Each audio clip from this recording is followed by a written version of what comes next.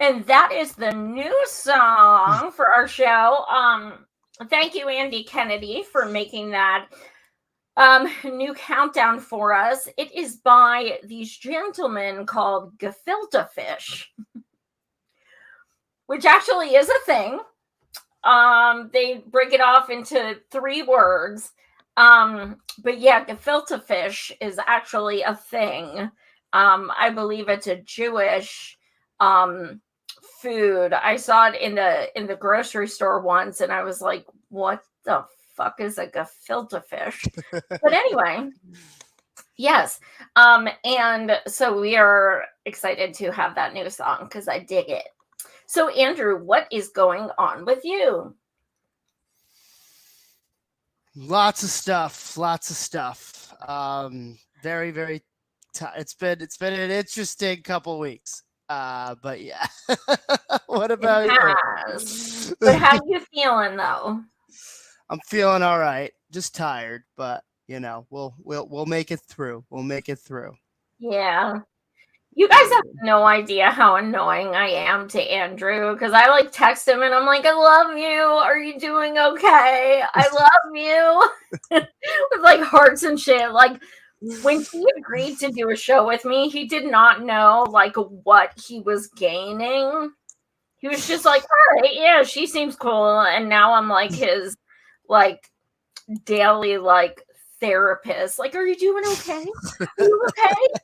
Please let me know you're okay. Please tell me, are you okay? Anyhow, we have some shizzle to go over tonight. Let Yes, me we tell do. you, this week has been bananas with so much stuff going on. It's crazy. So first, we will talk about me on my Tuesday action in which I had to crop that picture because it did look like a white hood. Um, Oh, yeah. Literally, I look like a Yeah. cokehead.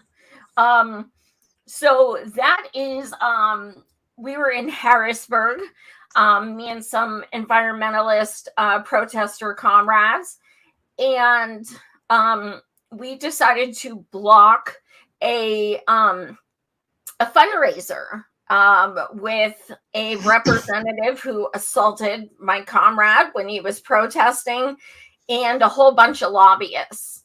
Um, Now, in Pennsylvania, we have the Mariner East pipeline, and these representatives there are ones that keep passing it through, keep giving it a higher Hmm. budget. And the lobbyists are there, of course, to do their lobbying. So it was a $1,000 a plate event during work hours, mind you, when they should be, like working. Um, and we stood outside and we blocked the doors and we were able to do it for 40 minutes. So over a half an hour, we held strong, and we didn't let them in. It was at one point I thought my one comrade was going to get decked, because he was like, get the fuck out of my way, get the fuck out of my way. Um, because when you take rich people and you deny them something, like we were denying them access to enter their $1,000 per plate fundraiser, and we're just a bunch of poors, we're just a bunch of losers. And when you do that, they get really defensive. And that there was a woman there who was like legit having a hissy fit. They immediately called the cops, and the cops sat in their cars and did nothing for like, oh God, they must have been there well over 20 minutes before they even got out of the car. Which, gave them more reason to have a hissy fit. We called the cops over a half an hour ago and they're here and they're not even getting out of their car. Yeah, because we're just like, get over it. Now there was a second door coming out. So we were letting everyone out. It wasn't like it was a fire hazard. We just weren't letting people in. So this one guy, the real tall one that I thought was going to punch my comrade, he's like, I'm part of a grassroots organization. And I'm like, oh my God, they use this word all the time. This dude right here, grassroots. And I was like, really?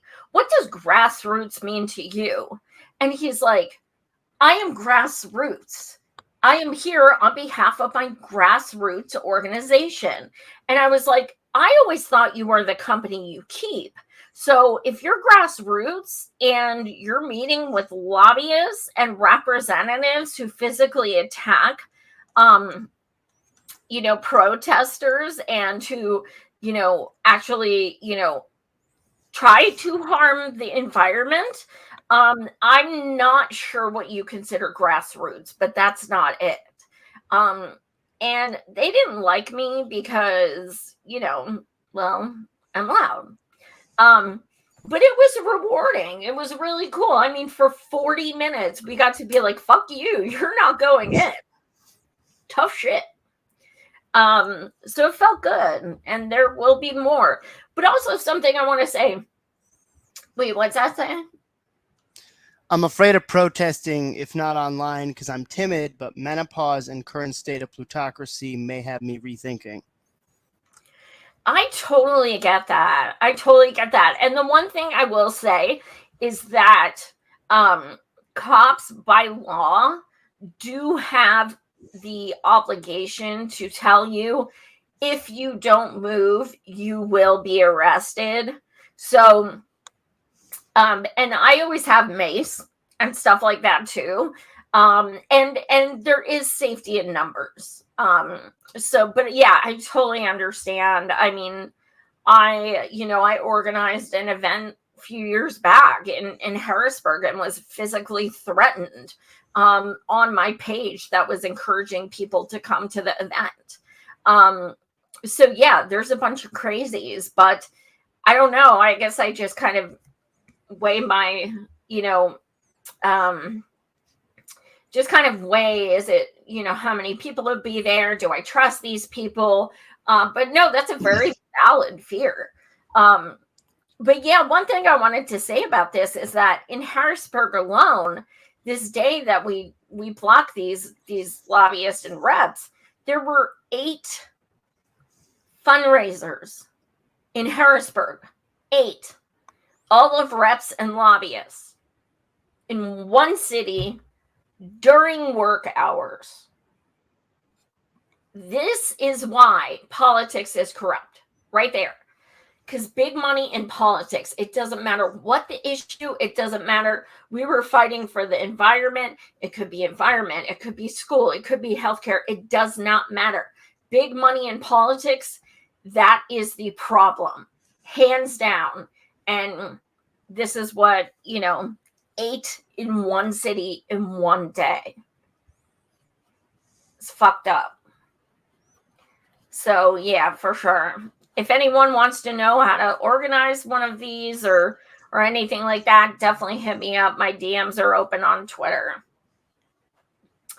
Andrew, what's next?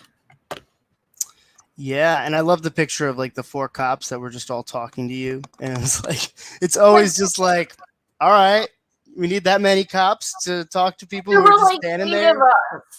There were literally like 8 of us, non-violent people in fucking hazmat suits, 2 have canes, and like, you need 4 cops?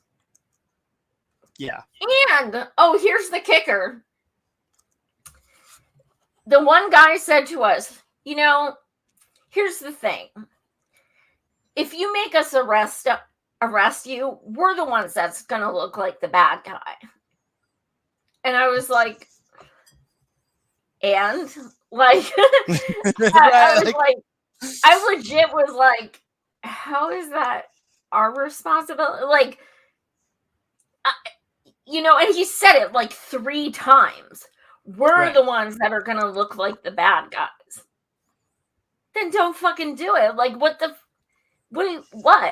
Like, like you're worried about your image? Like, dude, you have a lot more to worry about than these these people, taking on corporate lobbyists. You're going to make it look like that we are working for the corporate lobbyists, that we're serving them and not you. Please calm You're down. going to expose the truth, i.e. Shh, don't do that, please.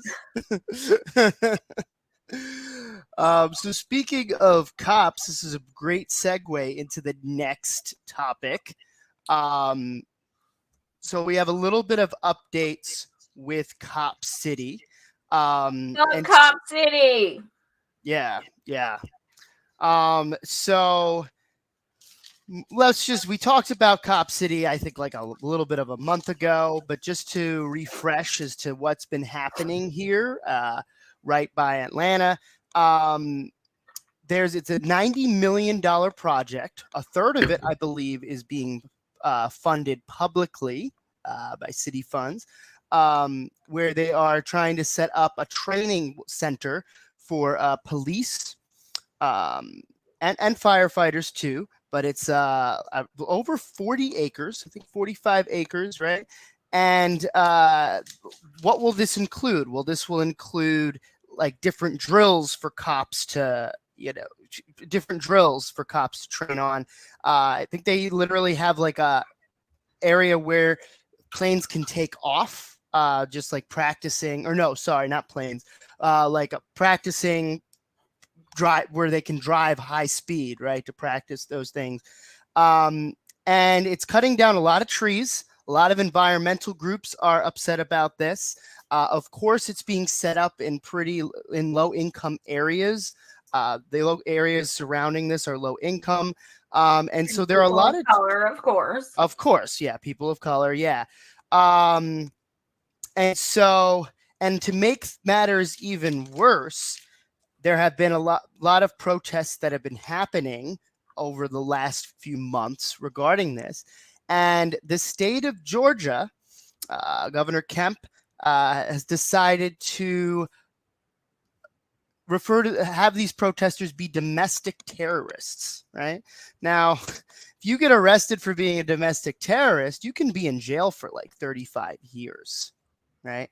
And so these protesters, who are generally, and we'll show, this is a week of protests. They have some music festivals going on. They're trying to occupy the land to keep them from clearing the land in order for this to be essentially a village training cops.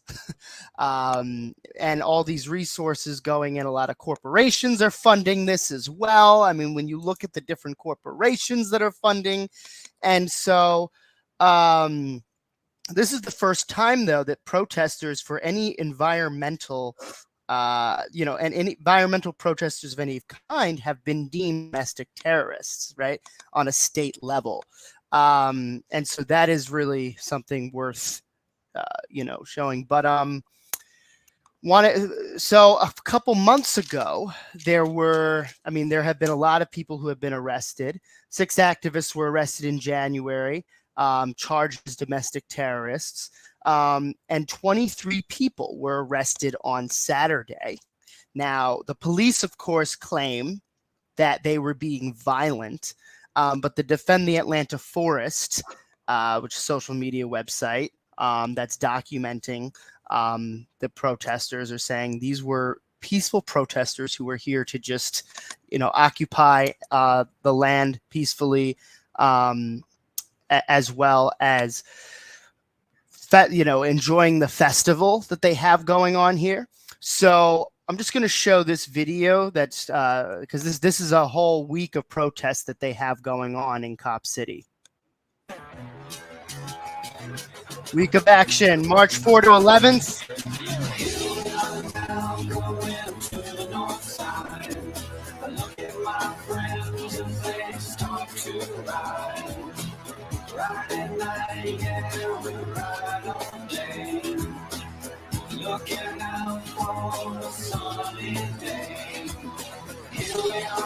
Take more risks.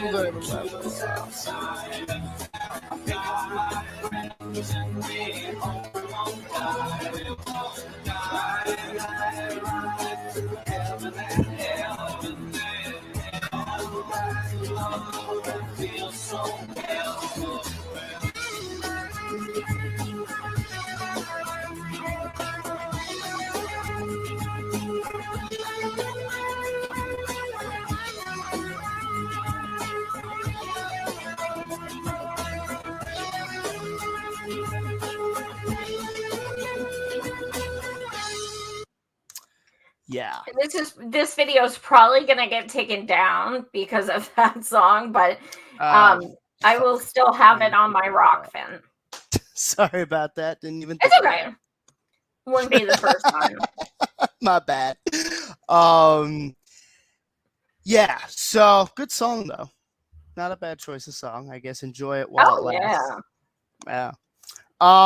So I wanted to show another clip that talks about some of the people who got arrested.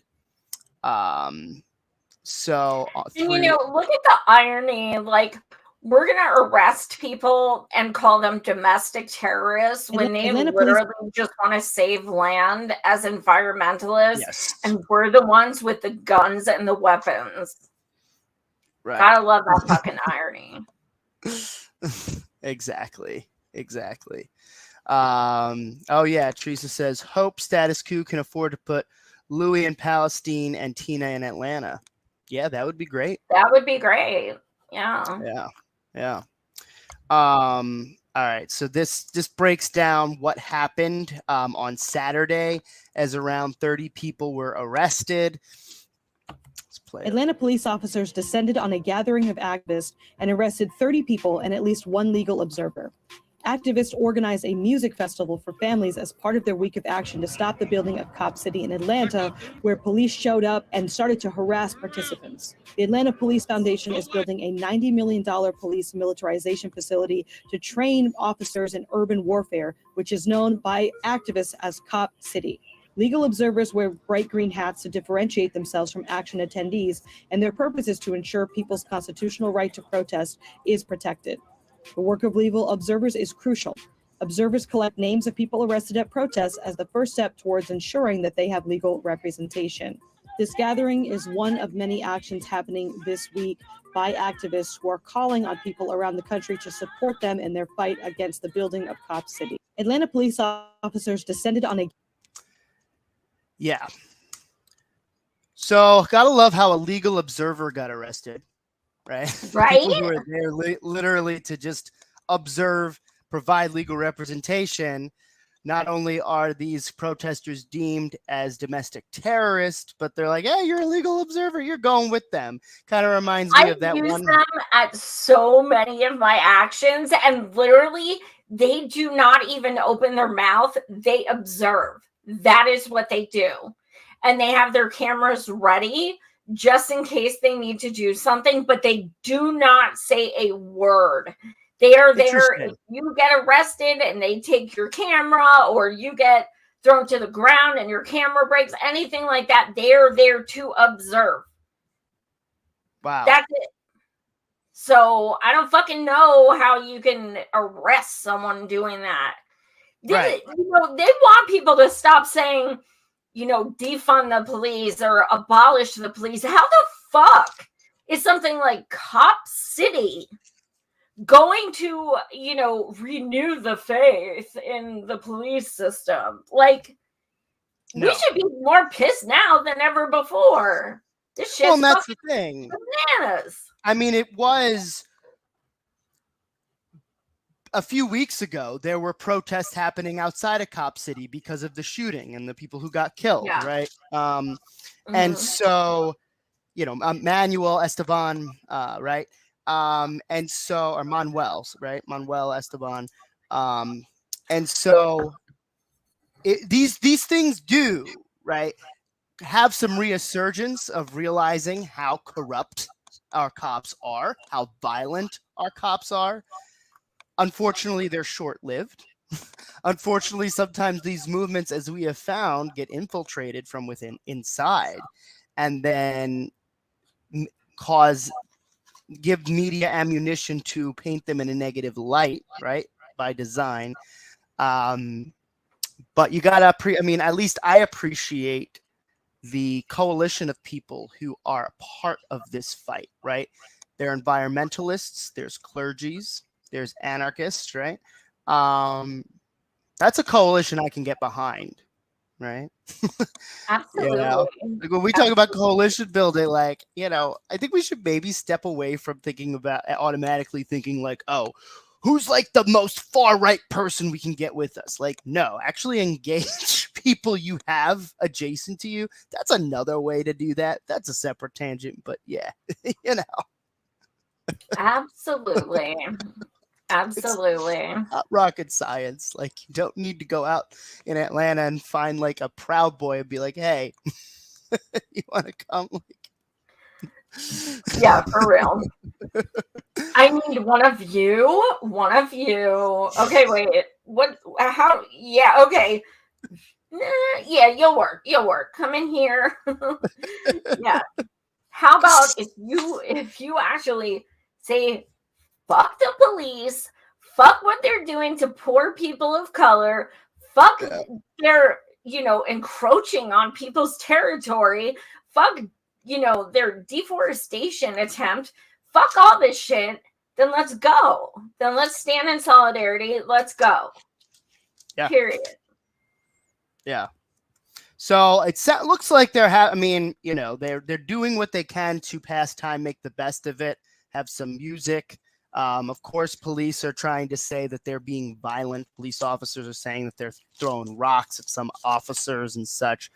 There's always going to be those two different stories of who they are. But because they have to make an example out of people, because that's the thing that's so frustrating as an organizer too. Like, you put so much work into something and there's one person who shows up, and maybe they came even with good intentions, but there's one person who shows up who maybe did throw a rock. Now you made the newspaper. Now you just discounted everything. I'm not saying that's what happens, but I've seen it happen many times. And all they need is that one little thing to be like, these are the kind of hooligans, that are trying to stop us. And people go with it. Yeah, exactly. And as we have found, as I said a little earlier, right? Not all the time, but sometimes they end up being feds, right? As what has been shown through BLM, what happened in Denver. There was one person who was actually a Fed and who was always talking about how we need to just be violent and do all right. Yep. And so and then he was caught on camera taking his mask off and everything like that. Yeah. So all right. So we're gonna move over to how there have been pandemic era food stamps that have ended. And so let's see, pulling up this article. All right. So pandemic era food stamps end March 1st for nearly 30 million Americans. We're really going to struggle. Joy, do you want me to read this, or do you have something you want to say first? You can read the first paragraph or two. Sure. Okay. So let's get through all the videos and get to the text. Dina Hardy of Marshfield, Wisconsin, is stocking up on pricier food items like meat, eggs, and salmon before her family's monthly food stamps are drastically reduced. Yeah, things that already are expensive due to price gouging of these supermarkets. But we're really going to struggle, the mom of two told ABC News.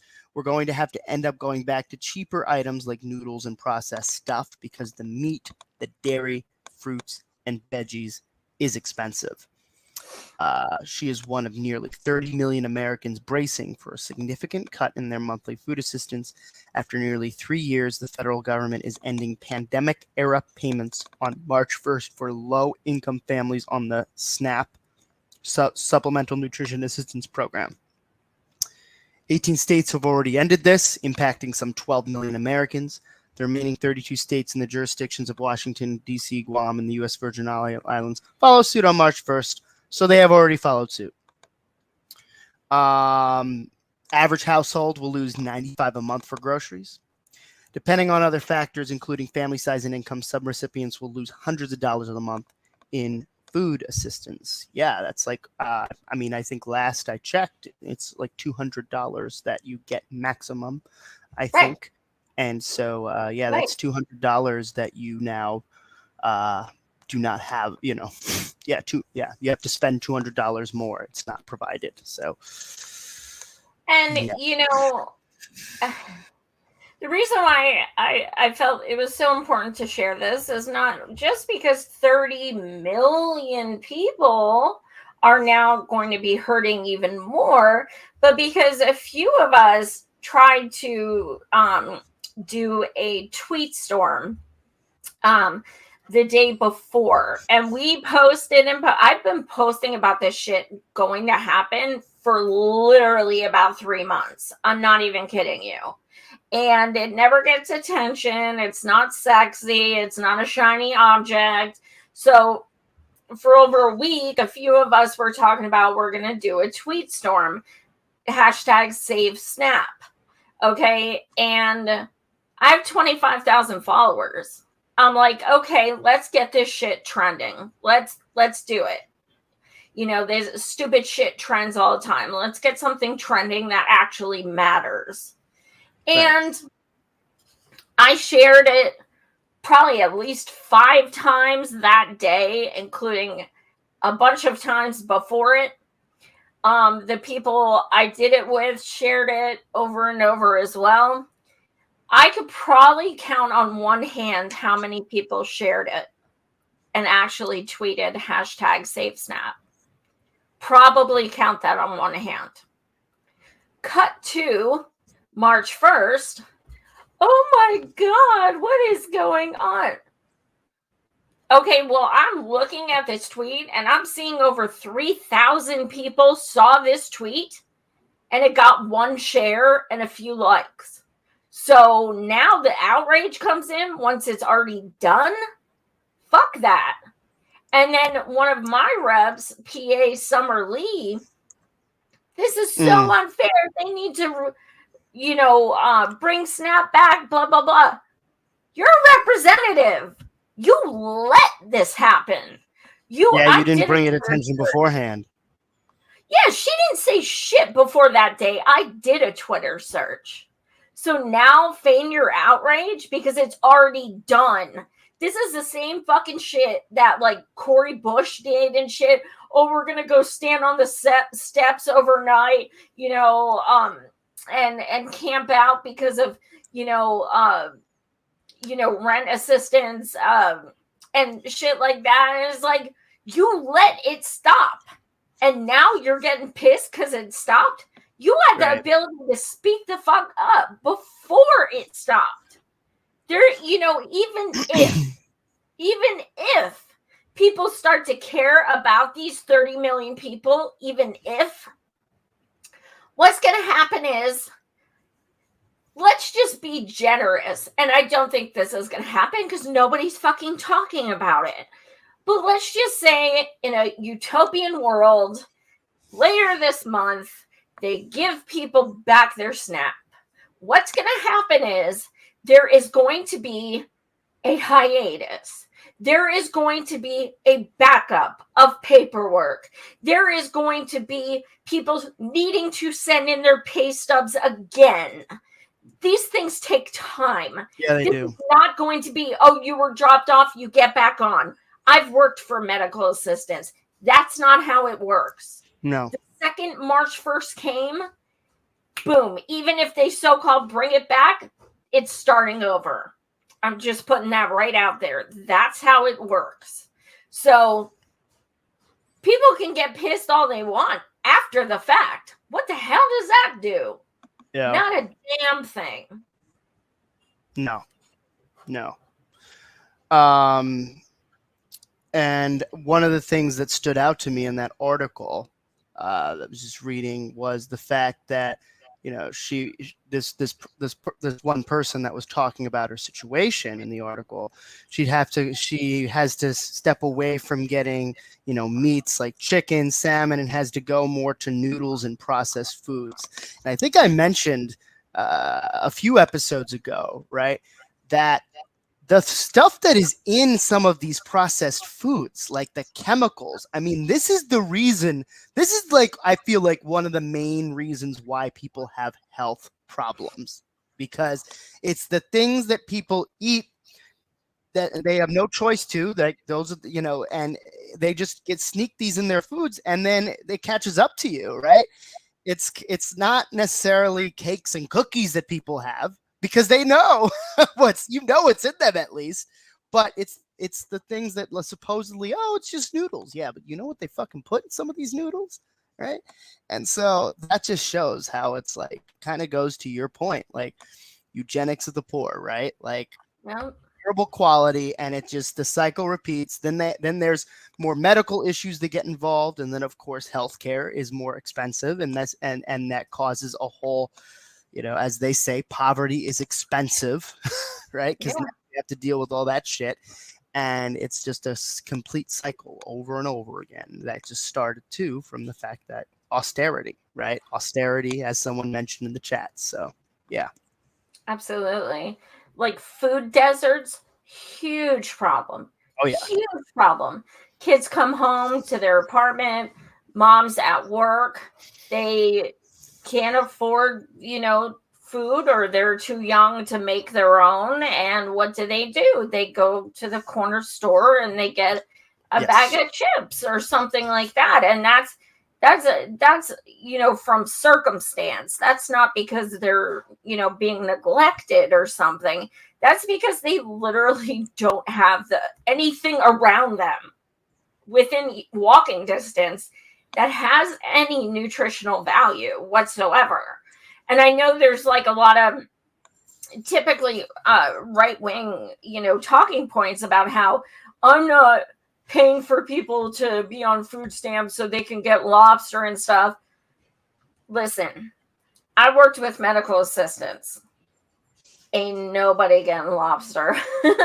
Literally. No. You try to use food stamps for that shit, it'll just go beep, and it's not gonna. It is like literally milk, bread, cheese, yogurt. Like, that's it. You're not even getting frozen food with it, okay? Like, that's not how it works. It doesn't cover your entire total. If you go see someone use food stamps and they have say like 15 items, I will bet you not all of them are covered, because it happens all the time. You see people use their SNAP and then they still owe $15 or whatever. Yeah, because things aren't covered.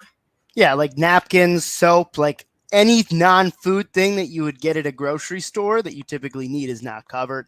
And then, of course, they have these exceptions, right? These types of foods that are exceptions that are not covered by EBT, SNAP, whatever you want to refer to it as, right? Rotisserie chicken is one example, right? Really good. It's heated. For whatever reason, not covered. So anything that's it's even like remote, right? It's considered a luxury, because you ever notice how like prepared foods, like those rotisserie chickens, they have tax because they're not considered necessity. They're considered a luxury. So you buy a chicken breast, that may be covered, but you get a rotisserie chicken, that's living large there. Right. So, of course, healthy whole plant foods. I've heard this all the time. Healthy whole plant foods are cheap. People aren't educated on nutrition. Plus, people want to eat the tasty manufactured things marketed to them. Okay, cool. What about the places that have food deserts? Again, the bodegas, corner stores. Do they have healthy whole plant food? Like, I hear this all the time. Of course, they're cheap, and yeah, a lot of people get them too. And I think it's important to also realize, well, okay, why, again, it's designed for you not to be educated. How many times have you looked at a can of soup even and actually have read the ingredients? And it's like a lot of bread. You have to be careful even of what type of bread you get. And of course, the bread that is somewhat healthy is of course like $2 or $3 more, right, than other types of bread. You actually look at the ingredients, you don't know 85% of what it is because it's chemicals. Yep. And so, yeah, I understand. Sure, vegetables are healthy. Okay. There's also a lot of other things that people eat. People don't just eat leaves and whole, like there's other things that people need as well. So I understand what you're saying. You can grow a garden in your backyard. Cool, absolutely. But guess what? Not a lot of people have a backyard. Yeah. And not a lot of people, like, what about people whose climate does not allow that? Like, there is no one right answer. It doesn't exist. Well, except actually, stop marking up food and, giving people a living wage and, making sure there are people who can afford food. Right. Exactly. What do the comments say? Well, whole food plant-based is easier said than done. Yes. It's just like fentanyl. It's not illegal immigrants that are bringing that across the damn border. It's actually U.S. citizens. We have piles of information on that. All lies. Yeah. Absolutely. Yeah. Absolutely. Mm-hmm. So,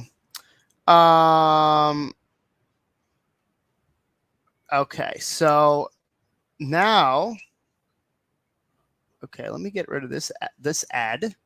Stress, but less stress. You don't have to be. Sign up for Stress. I was like, what is this? And why are we covering it? I did not approve this. So going into now, we're going to talk a little bit about insulin prices being cut. Cap cost at $35 for many people with diabetes. Do you want me to read some of this? Yeah. Mm-hmm. Okay, cool. Eli Lilly announced Wednesday a series of price cuts that would lower the price of the most commonly used forms of its insulin 70%, and said it will automatically cap out-of-pocket insulin costs at $35 for people who have private insurance and use participating pharmacies. Okay. Lilly says it will also expand its insulin value program, which caps out-of-pocket costs at $35 or less per month for people who are uninsured. Okay. President Biden heralded the announcement as a big deal. For far too long, families have been crushed by Red Cross many times higher than what people in other countries are charged for the same prescriptions. Insulin costs less than $10 to make, but Americans are sometimes forced to pay over $300 for it. It's flat wrong. He also urged other pharmaceutical companies to cut insulin prices. Last year, I signed a lot of cap ins. Okay, cool. Yeah, go ahead. So the interesting thing is that Trump actually had one of the very few good things he did do. He actually had a discount on insulin throughout his presidency, and Biden canceled it. But now he's acting like some kind of great savior. And this was not Biden's doing. I know he's like, oh, I'm so proud to do this. It was not. It was actually Bernie and several Republicans, believe it or not. So, but the fact of the matter is, Bernie had legislation a few years ago to get it on Medicare to get that cap. And that passed, I want to say 2 years ago. But now this is even for uninsured people. Now, most of the people I speak with pay over $500 a month for their insulin. So if it's $35 per month, they are paying in 1 year less than they pay in 1 month. And that is fucking huge. Yes, it should be free. Yes.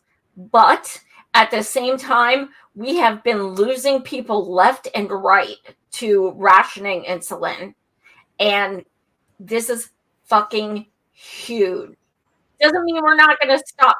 We're going to stop fighting for more, but it does mean that now a lot more people can afford their insulin.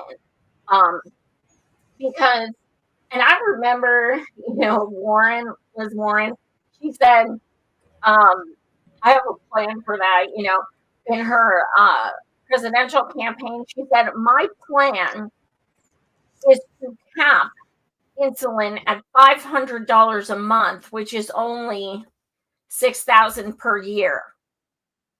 That was her plan.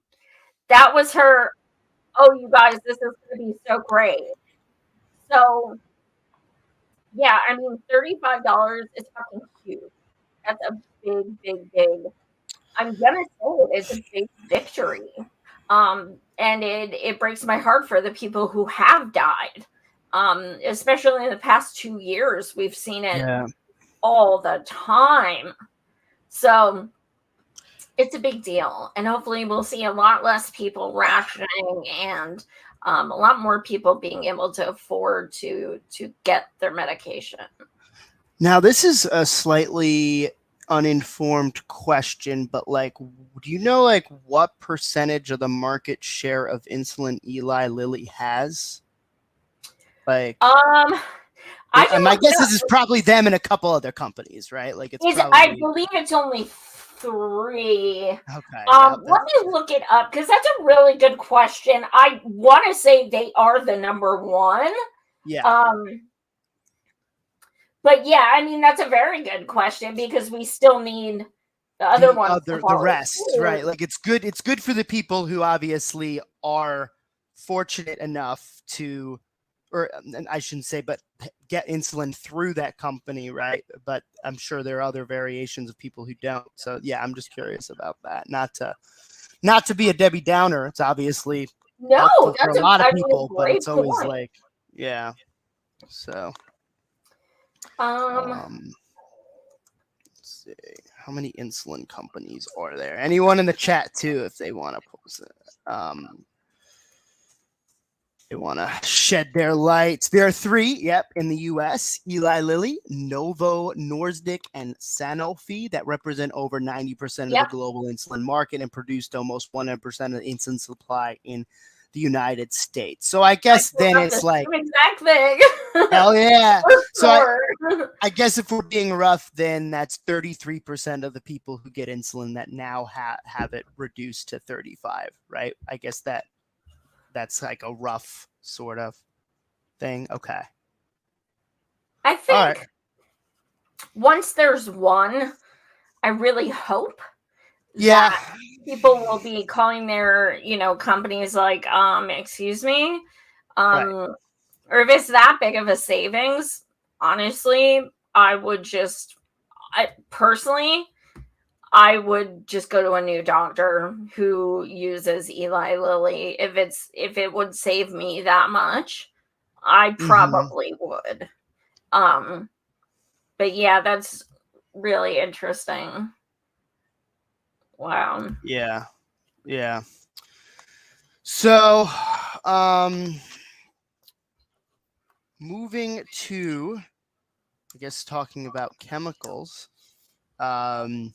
So one thing I wanted to bring up that no one's really talking about, this was an issue last year, but then it got stopped in court, luckily. But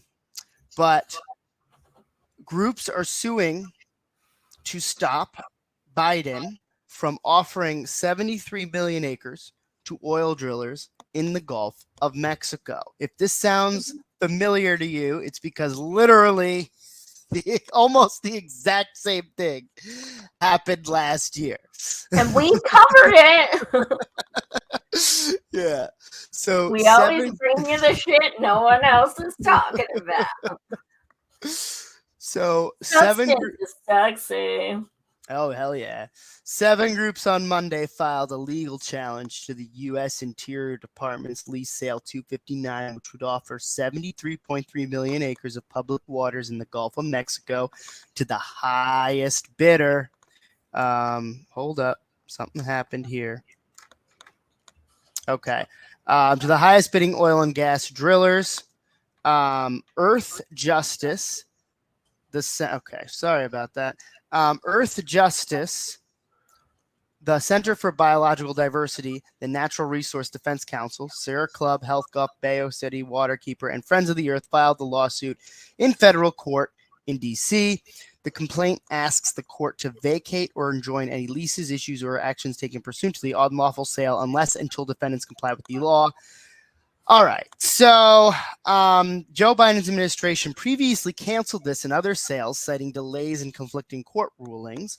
But then right-wing, so this is interesting, that I didn't even know about, right-wing Democratic Senator Joe Manchin of West Virginia, top congressional recipient of fossil fuel industry crash and longtime coal profiteer, made his support for Biden's landmark climate legislation, the Inflation Reduction Act, contingent on the inclusion of oil and gas leasing provisions. They obviously had to let that, well, I shouldn't say obviously, they could have done other things, but of course, knowing the Democrats with no spine at all and not caring, they were like, all right, sure, we'll let that go forward.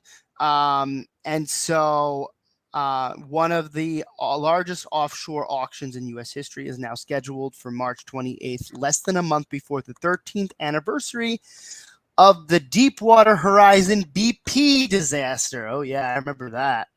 And so You'll never forget those duckies with the tar and the oil all over them.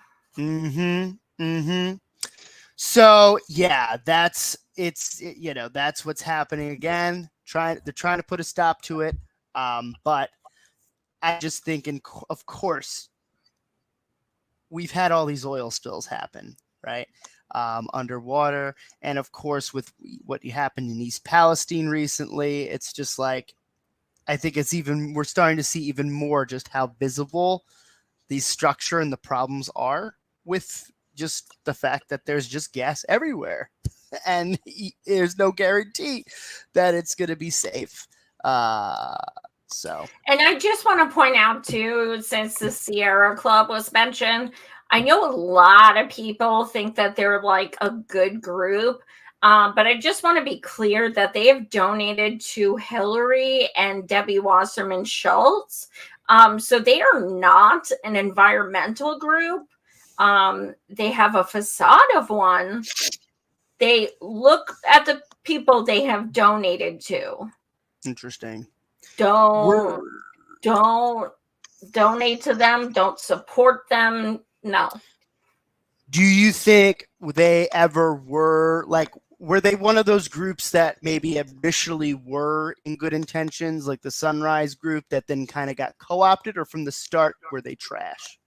I think they may have been just like that. I think it could have been. I went back before 2016 and I couldn't really find much. So it very well could have been one of those things, just like the Sunrise Movement. Yeah. But yeah, I do see people, post with them, on their page and things like that. And I'm just like, nah, look at who they've donated to. Don't, please don't support them. Yeah. Yeah. Can we watch the video before we show this picture? Sure. Yeah, I was just going to ask you if I forgot which one you wanted to go to first. So give me 1 second. I'm going to pull it up. All right. So I know people are probably waiting for me to talk about Marianne. So here it goes.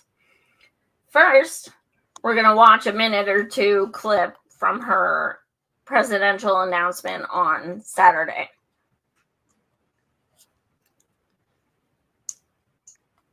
Let me just get the sound going. Remember that Abraham Lincoln, standing on the battlefield at Gettysburg, speaking of the men who had died fighting for the Union, said that they had given their last full measure of devotion so that a government of the people, by the people, and for the people would not perish from the earth. It's time for us to look in the mirror as Americans and face the very painful fact government of the people, by the people, and for the people is perishing now. This government is now a government of the corporations, by the corporations, and for the corporations.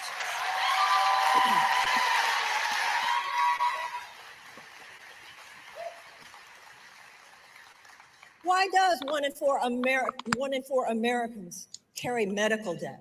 Why is it that 18 million Americans cannot fulfill the prescriptions that are given them by their doctors? Why is it that 68,000 Americans die in this country every year for lack of health care? Why? Because we don't have universal health care, because just like every other advanced democracy, these positions, such as universal health care, such as tuition-free college, higher education, and tech school, such as free childcare, such as paid family leave and sick pay, such as a guaranteed living wage, and such as a 21st century economic bill of rights. Those are moderate positions in every other country.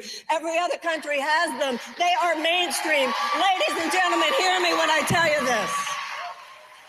The American people have been trained to expect so little. The American people have been played.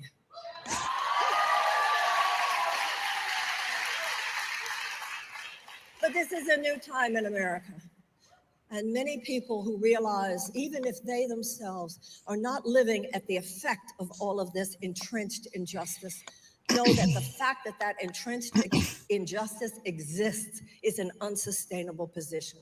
I'm so glad that President Trump did not win the last election. That means we didn't go over the cliff. But I'll tell you something, we're still 6 inches away from it. We are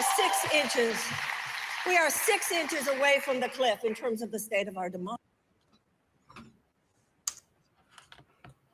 Okay, so here's the thing. I made a post Saturday. I knew what I was getting myself into. And I made a post, and it was about me. It was about my personal thoughts. And I said, before you come on here with hate, listen to her speech. Because I said that listening to her speech gave me hope for the first time in 3 years. She talked about Cop City. She talked about, she's protested in the streets for Assange, okay? People like to say she's Bernie. No, first of all, she had the balls to say, you know what? It hasn't been done in 40 years, but I'm going to primary a sitting president. That takes so much fucking balls, okay? Hasn't been done from a Democrat side, right? I think Republicans have done it, but I think Ted Kennedy the last Democrat to challenge, I think. Carter. Mm-hmm. Carter, yeah. So it's like, I mean, that takes balls. Okay. So when I said, yeah, I have hope for the first time in 3 years, nowhere in my post did I say, vote for her, donate to her, campaign to her. It was a post about me. It was a post about how I found it so refreshing to hear someone speak with passion and fervor about the things that I fight for every single day. Now, no, I'm not a Democrat, and I never will be again. I Dem-exited very proudly, and I'm a proud independent / no party preference. That is not what I'm talking about. I'm talking about this practically. And my post was about how I relish in the thought that someone with the balls to say things like talk about Cop City is going to be on the debate stage next to someone who for the past 3 years has hurt so many people. And when I've interviewed her and she says things like, if I won, I'd pardon Assange on day one and shit like that. All I'm talking about is I want that shit on the debate stage, because you know what?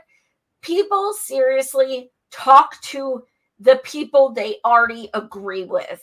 And it's boring and it's not educational and nothing is gained by it.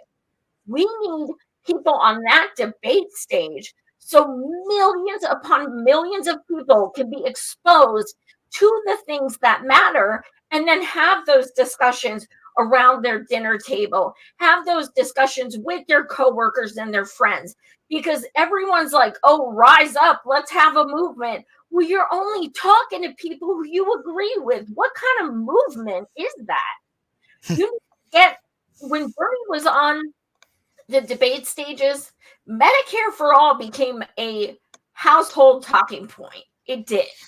Don't get me started on my feelings on Bernie, but it did.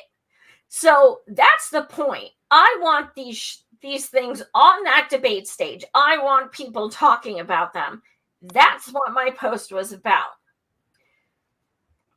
Over 100 comments about, just, you can imagine, just whatever.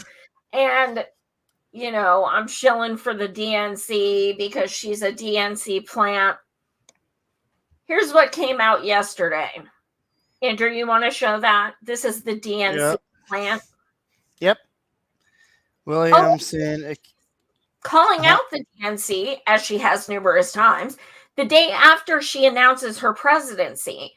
And I'm not supposed to get some satisfaction that somebody actually has the balls to fucking say this besides us? Like, somebody actually has the balls to be like, yo, this shit was fucked up. Like, we have become so conditioned that I don't like this person. Fuck them. Like, whatever. Tulsi Gabbard is garbage. And I'm going to say garbage. But when she said one sentence to Kamala, oh my God, yes, queen, yes, queen, yes, queen. Things can happen on the debate stage. That there is power in that stage. And if people aren't talking about the issues, there is going to be no movement. This is not a movement. We do not have a movement. There is no such thing. There is nothing but toxicity, drama, hatred. I want these issues talked about in front of millions of people. That's what I'm saying. I'm not telling you to vote for her. I'm not telling you knock doors. I'm not telling you donate. I'm not telling you any of that shit. I'm telling you things that I'm thinking about practically. But Twitter is reactionary. That's how it goes. I've made it beyond clear. I do not agree with everything Marianne espouses. I don't. She knows that. I've said it a million times and I'll say it a million more. This is not hero worship. This is not me like, oh, come on, let's campaign. That's not what this is. I'm saying practically, I have hope, because now we're going to have someone on the debate stage who is going to say what needs to be said. The stuff that Bernie was too bad to, set being like, Joe Biden, my friend. She's saying the shit we begged him to say. It's that simple. I just hope that she holds her line on that statement she made about the DNC, right? Because she's about rigging it for Biden, because she's going to get a lot of pushback, of course, and a lot of pressure, as we know. And so hopefully in a few months, and as however long her campaign goes, she continues to hold true to that, because unfortunately, I think I can understand there's been a lot of politicians who have at the beginning been very bold, and they're like, I didn't mean it like that. Elizabeth Warren in 2016. Yeah. She has said this time and time again. Yeah. This isn't the first time she said it. And she did actually say it in 2020 as well. And I think, the difference between Marianne and other people is like she actually goes on independent media shows. And, when people are like trashing her and making up lies and, insulting her and bullying her, and then she says, I'll come on your show tomorrow. Yeah. That's what we need. We need someone with balls. Yeah. She has balls. You may not like her, but she has balls. So I embrace it. Let's fucking go. Let's fucking go. I want to see this shit. And if you guys want to see, last time she came on my show, I think it was like a month ago, I confronted her and I said, people want to know, if you are on that debate stage, will you stand up to Biden? Will you confront him? Will you say these things to him? And she went down this huge thing. Yeah, I will tell him, he's letting people die without health care. And she went down this list, and I said, we're going to hold you to that. So, I mean, yeah, maybe I need hope. Maybe, all of us need hope. None of us have had hope for like 3 fucking years. So, yeah, I'm going to hold on to this little bit of hope I have. That's it. I mean, I'm not asking people to join me. I'm just speaking my mind about the way I feel. What's your thoughts, Andrew? Yeah, I mean, I'm very cautious to get too enthusiastic. She is definitely willing to go places Bernie didn't. So I do like that as well. I think for me, it's just one of those things where it's like holding her feet to the fire and really just continuing to look at where she goes now that she's announced, right? You said that she is somebody who comes on indie media shows. That's great. Unfortunately, I've also seen many politicians who did come on indie media shows when they were trying to get elected and now no longer do that. I'm not saying Marianne's going to do that, but I think it's a matter of she's obviously going to be through a lot of pressure. The DNC, she's going to be around a lot of different types of people that she's not usually around beforehand. So, we'll see what happens. But right now, I have no reason to be pissed. She's challenging Biden, and that's the thing. Yeah. I challenge Biden. Yes. Because I've interviewed over 200 candidates, and most of them, probably 95% of them, knew they weren't going to win, but they ran anyway. Because what they said was, even if I don't win, I made it to the debate stage, I held them accountable, and I put out things like Medicare for All, Green New Deal. And people were saying, why don't you support that? They support that, and it was still worth it. And that's the thing people have to realize. This isn't always about voting and winning. This is an opportunity. So when I see people saying things like I don't care if you're like, I'm not going to vote for her, whatever. But people are like, I'm going to do everything I can to sabotage her. And it's like, you want Biden? Like, what the fuck are you talking about? Like, I mean, yeah. Like, if you don't like her, fine. But like, what do you mean you're going to go out? Like, she's literally saying the DNC is corrupt and stuff. And you want to take her down? Are you fucking nuts? Like, I think too, it's like acknowledging how much power Marianne really has, which is really none, right? So it's like, I understand, like, yeah, I definitely think there are some problematic things about Marianne. Absolutely. Like you said, you don't agree. There are definitely some things that she has said that has made me cringe. At the same time, also, I recognize, like, she has very limited power.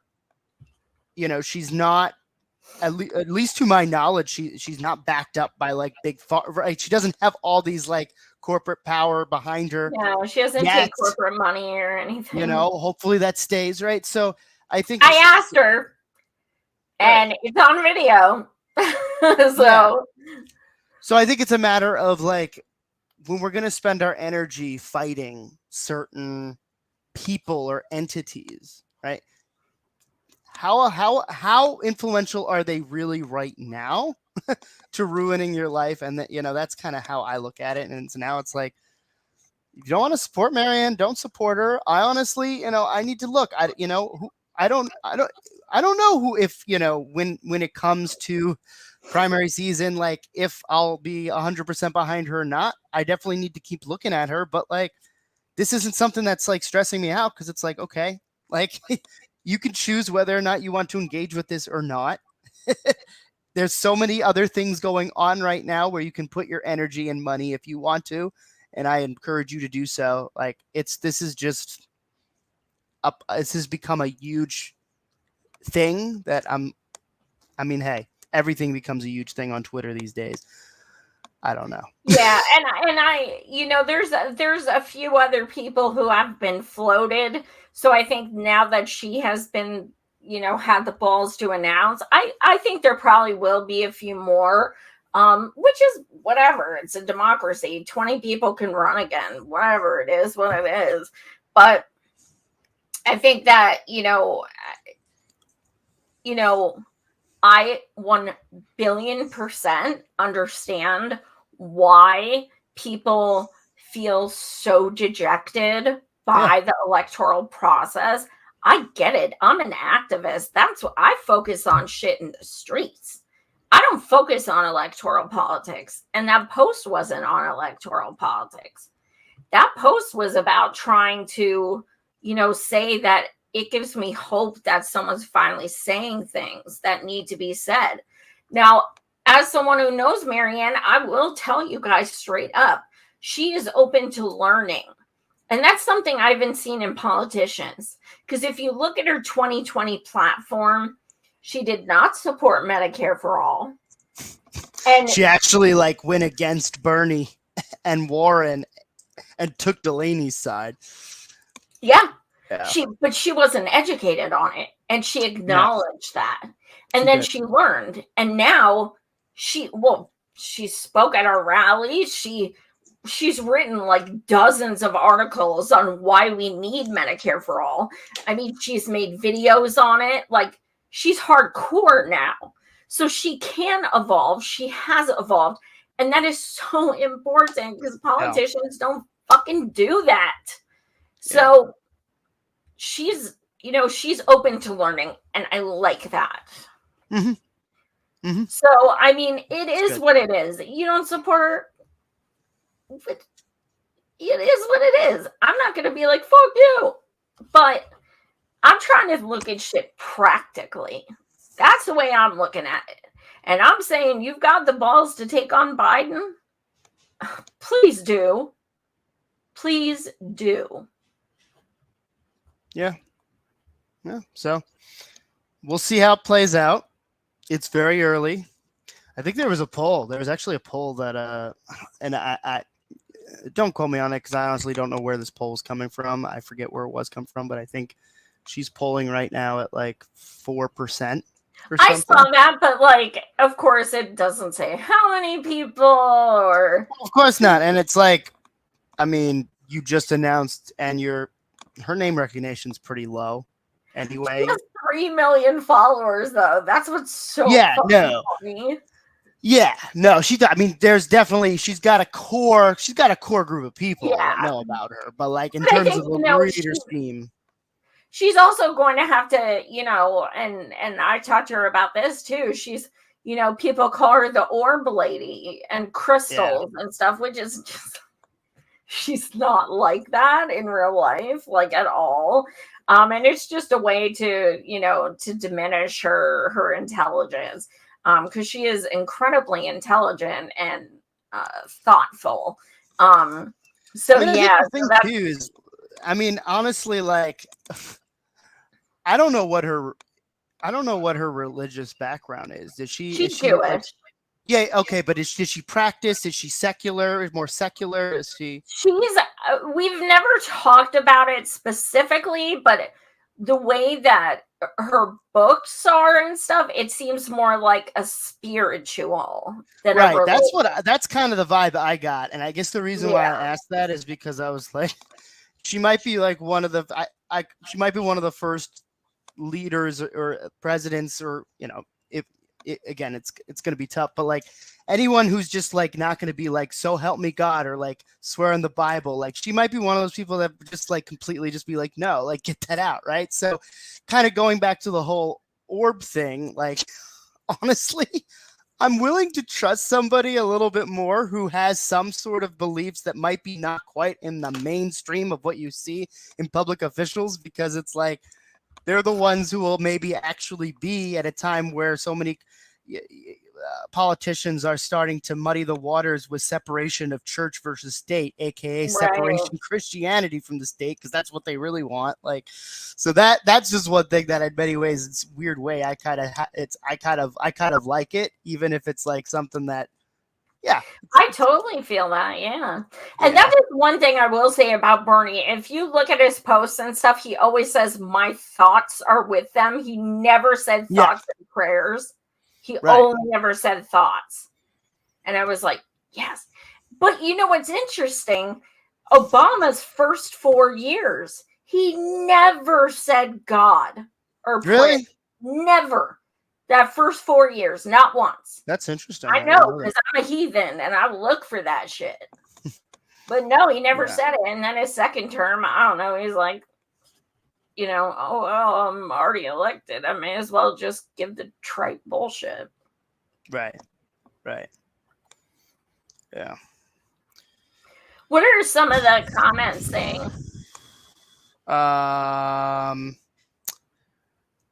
Marianne Williams is an internationally acclaimed lecturer, author, and spiritual teacher. She seems more spiritual than religious. Yeah. Ron Blacone was saying she was willing to say she was wrong and change her mind. Yeah. So AOC went on Indie Media. Yeah. As a candidate. Yeah, I had her on my show. Of course she got elected. Yeah. And that was, but has she really gone on like indie media? Like, I'm not talking about, like, I'm indie media, I'm sitting in my fucking bedroom.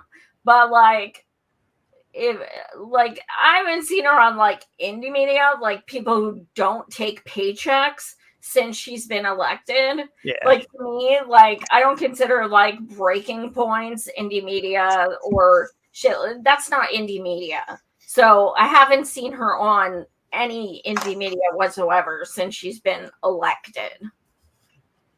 Yeah. All right. So you want to do the closing about the mutual aid musicians for? Yeah. So I came up with an idea to do musicians for mutual aid. I was trying to think of a way to get people to pay more attention to mutual aid. Andrew, do you want to read my tweet? Yeah. The main reason I organize musicians for mutual aid is because time after time, people in need tell me that they're continuously ignored by other indie media, including those who preach mutual aid, but it's not all on them. The left talks about holding politicians accountable, but never indie media. Why don't you tell them their hypocrisy is bullshit? Why are they above accountability? There's power in a platform as long as people don't demand they use it for good. It's a bullshit wasted opportunity. And then you can see in these tweets, I put all capitals and signs calling all indie media. And you can see how many shares and likes it got. Again, I have 25,000 followers. Mutual aid is a core of who so-called leftists are supposed to be. Bitching and moaning about people who are hungry and shit, and then not even helping those who say they need help, you're a fucking hypocrite. But if I like this stream, then maybe somebody who like I'm friends with or follows me is gonna get mad at me for liking this because this person looked at me in a different way, and oh my goodness. Or I know I agreed to play this, but yeah, I'm gonna have to pull out. because I High don't want to school. make anyone mad. High school bullshit. Like, this isn't about who you like. This is about people who need fucking help. And it's usually the same channel over and over that people tell me they ignore all my DMs, even though they say seen in the receipts. And they're a channel that talks constantly about mutual aid. Well, go fucking figure. So it's time. I mean, if viewers aren't going to hold them accountable, like, why can't viewers just be like, you know what? You talk about mutual aid all the time, and I can go through your Twitter and see you've never shared a mutual aid post. Why aren't people doing that? Like, why? How long does it take to share a mutual aid post? 2 seconds? And you're so about mutual aid, but you can't fucking do that? Like, it's bullshit. It's absolutely bullshit. And those of us who are lucky to have a platform, we have the ability to use that platform to do something good. And a lot of people use their platform to bitch and moan about other YouTubers instead of actually trying to do something constructive and help people and share stories that actually matter. So yeah, I just wanted to share because my frustration and disgust with I even had a fucking Emmy nominated performer on my show, Tones. Like, dude is a badass hip hop actor, like Emmy nominated, okay? And still got no damn attention. Like, are you kidding me? Dude is on tour and took time off to come do this mutual aid special, and you can't even click share. It's unbelievable to me. But people only do what you let them do. And if people don't care, why would they change? Yeah. Yep. All right. So, any last thoughts wrapping up? What you got coming up? So let me see if I'm waiting to get a DM back from someone. Let me see. Dun, dun, dun. Let me see. All right, Jenna, I don't know if you're still here, but you will be excited. So tomorrow, the gentleman called Holler, what's his name? The Holler, Ohio Valley. He's a really hot one with the mullet. He's been in East Palestine. He lives in Ohio. So he's been there like 24/7 speaking to people and covering it. Andrew, do you know who he is? I don't think so. I'm sure you've all seen his posts on Twitter. But anyway, he will be joining me tomorrow night, 9 p.m. Eastern. And we're going to be talking about East Palestine. And yeah, there was another fucking derailment by Norfolk Southern in Ohio just a day ago. Cool. So yay, this is fucking awesome. So he'll be joining tomorrow night, and we will have an in-depth discussion about all he's, seeing there on the ground. Yeah. Cool. What you got going on, boo? Not too much. Yeah. Just living. I hear you. I smell you. Well, you guys, here's the point where I'm going to ask a favor. Oh, and I do want to say I did get a new $3 patron, and I want to say I screenshotted their name. So let me see. Anna Bird Retired. Thank you for becoming a $3 patron. I don't know if you're watching, but thank you so much. Like, everything helps so much. And yeah, on that note, like, I really could use some extra patrons. I am really wanting to start doing more on the ground things, but it's not being able to drive, and having to always pay for trains, buses, Ubers, things like that. It's not easy. So anything helps. Yeah, so my Patreon, Savage Joy Marie Mann, as little as $3 a month.